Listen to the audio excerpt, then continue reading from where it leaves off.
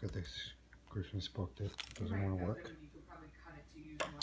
So I took the little screw out, took the cover off, pulled the old batteries out, which look okay. If you look really close in here, what you'll see some discoloration in here and some contamination on my contacts. So I'll get myself some rubbing alcohol. Just get some on the Q-tip here.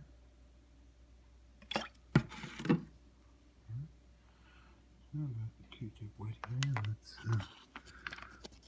rub in here. Try and clean these contacts off.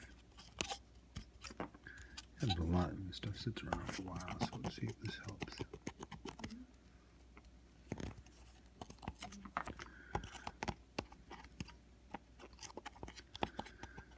No guarantees here, but any metal parts used. Wipe them down. You can see all the discoloration coming off there, right? That's all tarnish and oxidation. So let's just see.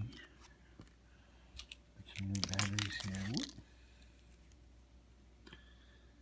And about 1, 2, 3, 4. All 4 of them in. Let's see if it works.